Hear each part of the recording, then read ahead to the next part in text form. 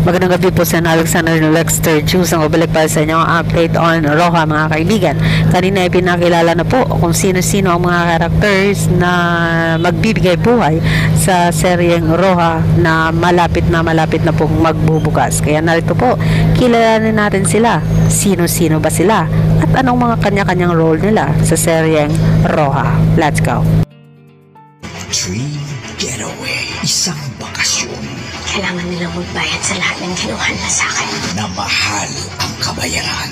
ABS-CBN Studios proudly presents a Dreamscape production mula sa direksyon ni Lawrence Fajardo, Andoy Ranay, Raymond Ocampo, Rico Navarro, Roja. Kwento ng Roja nagre-revolve sa kwento ng dalawang character na si Liam and Olsen. Growing up, best of friends silang dalawa. Itong Roja is owned by Magnus and Greta Roja, parents ni Liam. They own the entire island. And the story evolved ng isang araw may dumating na mga entities. It's a peaceful place na then suddenly magkaroon na ng isang event na magugulantang yung mga tao. Marami sila. Maraming pa rin. Kailangan pag-isipan natin ng maigi ito. Nag-iisip pa. Wala na tayong oras. Buhay ng mga tao nakasalalay dito. Buhay ng mama at papa ko. Buhay din ang lolo ko. Pinagbibidahan ni na Donnie Pangilinan. Hello po, ako po si Donnie Pangilinan. I play the role of Liam Roja. My dream in life is to be a really good culinary chef. Marami expectations kay Liam, pero gusto niya talagang matupad ang pangarap niya. Masasabi ko, ang daming hugot na bubog ni Liam as a person kasi hindi niya na alam kung sino yung taong gusto niyang ibigay ang trust. Lahat ng meron ako, gusto mo makuha. Well, congratulations! Nakuha mo na ang buhay ko. And Kyle Echari. My name is Kylie Chari and I play Olsen Bonifacio dito sa Roja. Security guard ako ng La Playa Roja. Isang very ambitious na tao. Gusto niya umangat yung buhay niya. Do anything it takes. Absolutely anything. Gusto ko sana sa team niyo po mismo ako mapunta. Hindi po kayo mabibigo sa akin. Higit ka sa akin. Totoo pang yung pagkibigyan ko sa'yo. With Maymay Entrata. Hello everyone! Ako po ito si Maymay Entrata at ang character ko po ay si Luna Javier. Ako po ay lumaki na po dito sa La Playa Roja at doon ko din nakilala yung mga best friend ko, si Liam at si Olsen. Ako ko kayong kaibigan. Nakakasilastan niya na. Alam mo bang araw siya anytime today? At baka hindi na babalik pa. Starring Janice de Belen. I play Wendy Bonifacio. Si Wendy ay, loving mother to Olsen. She's making up for lost time. Dahil 10 years of Olsen's life, hindi sila magkasama. Oo, marami akong maling desisyon na ginawa sa buhay ko. Ginawa ko lang naman yun para mabuhay ka. Joel Torre. Ako po si Joel Torre at ang pangalan ng karakter ko rito ay si Emil Padua. Si Emil ay isang ex-police na name up na nakulong and gusto siya mag-exact revenge sa mga Roja dahil ang kanyang pamilya nag-suffer, so gusto niyang bumawi, gumanti. Makaganti na tayo, anak. Magpapayat sila naman. Raymond Bagatsing. I'm portraying Magnus Roja. I'm the owner of the whole Roja group of companies. My persona is having fun, enjoying merriment, and also rage and all the decadence. Pinabastos mo talaga ako? Mataas ang standards. And Lorna Tolentino. I'm playing the role of Greta Roja, owner ng La Playa Roja, together with Magnus Roja and Liam Rojas. Sila yung family. Marami siyang mga kahinaan. Kung sabi ko ang daddy mo, sasabihin ko, siya mag-train sa'yo. Maalis ako. Sabay hanggang sa tayo pusa. With the special participation of Yasi Pressman. Hello po, ito po si Yasi Pressman bilang Ayan Padua dito po sa Roja. Si Ayan Padua ay isang chief accountant ng Roja family na nagtatrabaho sa Playa Roja. Isang character na hindi ko pa na-portray ever. It's challenging because of that twist of a character. Totoo po, magmamahalan po kaming dalawa. Kailangan magsarap pa tayo na. Kailangan nila yung mga plano natin. Kasama ang makikilala nating mga takuhan sa La Playa Roja. I'm Sandy Andalong and I'm playing the role of Mrs. Connie Murillo the wife of Dr. Jessie Murillo. We have so many similarities. Kamusta po kayo? Ako po si Robert Senya as Jessie Murillo. As he aged, he's looking for something new, adventure. Para may mga bago sa buhay niya, so nagkaroon siya ng konting fallout with a wife. Hello guys, I am Ransry Fall and ako si Nurse Claire Alegre, isang private nurse ni Miss Connie Maluwang. Jessie, 45 years na tayong kasal. Never ka pang nagkamali sa ring size ko. Para sa'yo ba to? Ay, naku Ma'am Connie, nagkataon lang po. Ito naman ang gusto mo, di ba? Ang sakit. Hi, I'm Nikki Valdez and I play the role of Architect Minnie Del Rosario, a loving mom and wife to Maddie Del Rosario and Engineer Mike Del Rosario. Architect Minnie Del Rosario designed La Playa Roja. Hi, I'm Chris Villanueva and I'm playing Engineer Mike Del Rosario, one of the people na bumuo ng Roja na resort. No? Pumunta kami dito with our only daughter. Hi, my name is Zia Grace. I play the role of Maddie. Maddie is caring daughter. In the story, I have a condition that is being treated. Mami, okay ka lang po? I'm okay, baby. I'm okay. Katatapos lang kasi ng chemo ng asawa ko ng isang araw. Bone cancer, stage 4. Hi, I'm Kobe Brown and I'm playing the character of Maki Maristela, isang nepo baby. He's very wealthy, medyo mayabang siya. Hello everybody, my name is Benedict Kua and I'm gonna be playing the role of Boss Topak. He's very aggressive, he's very loud. Self-made nga siya talagang big yung kanyang personality. Hi guys, I'm Inigo Jose. My character here is Jabas Cheng. Anak po ako ng isang may-ari ng Chinese bank. Nepo baby ako and mayabang. Hi everyone! Ako po si Maika Rivera bilang Rita Prudential. Isang madiskarting babae na gagawin ng lahat para mabuhay ng maayos. Ano to? Ang in-order ko sa'yo is medium rare, diba?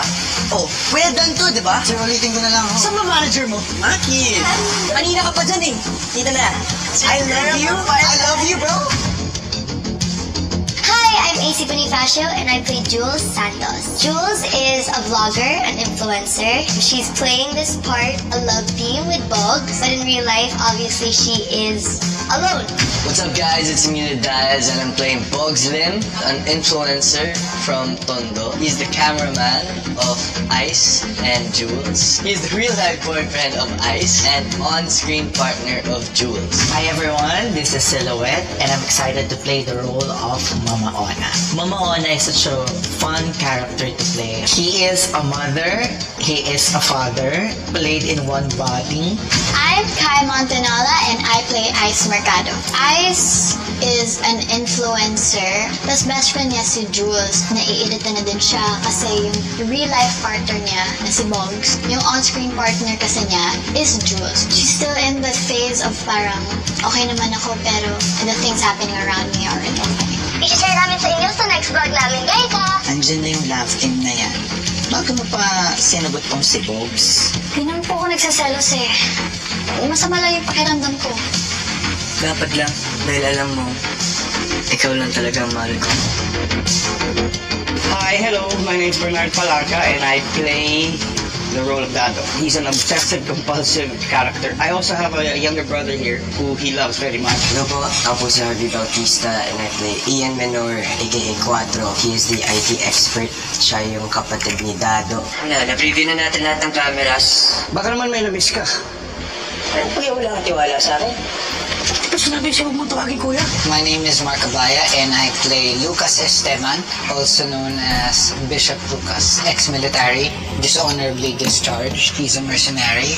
He works for Emil. Bilang ikaw, ang pinakamadali na dito, Jabas Cheng, ikaw mauna. Hi, ako nga pala si Jella Marquez and I play the role of Bobong Agos, codename Cinco. Gagawin niya lahat para sa pera. Unstable yung psyche niya kasi nga wala siyang remorse. Hi everyone, I'm Liu Yanong. I am Gwen Zaragoza and my codename is Sais. She is a martial arts specialist. May alam siya sa judo and Muay Thai. Nasa Lucia na naman tayo. Tama si Uno. Tungkol nga pinunta nila dito. Hanapin na natin.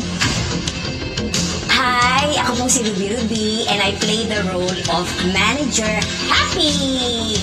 Manager Happy, as the name suggests, is a happy person. Ang motto niya lagi ay dapat laging nakangiti. Hello, I'm Zoe Reyes and ako po si Joy. Siya ay medyo matalantahin at laging babad.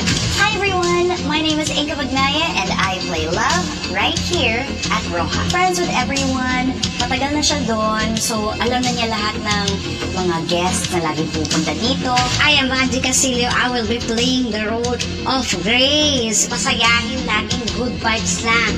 Laging nakasmile. Ako po si Ricky May Davao at yung character ko dito ay si Smile Dueñas. Isang trainee ng La Playa Rojas. Bagong hotel staff, kaya makikita nyo na medyo hindi pa siya sure. Kapag meron naman tayong customer na pinipilit niya pa rin tama siya, ano gagawin mo? Sasabihin ko ho in a very nice way na mali siya.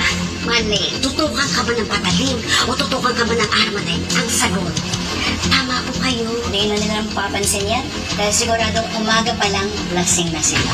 I'm Lev Ignacio po. Ang karakter ko po rito si Chief Ben, Chief Security ng La Playa Roja. Si Olsen, apo ko, at si Liam naman, para siyang anak ko. Pareho silang tinitrain. Dapat ko sa lahat ng tulog, Chief. Huwag mawawala ito sa mga ginagawa. Hi, ako po si Giboy Flores at ako naman po dito si Finn. Siya yung pinakamalapit na guard kay Olsen, ayan, at saka kay Chief Ben yan. Kami tatlo yung laging magkakasama. Ipatingin sa inyo mo lang, ay, basta ikaw hahanapin ko, ha?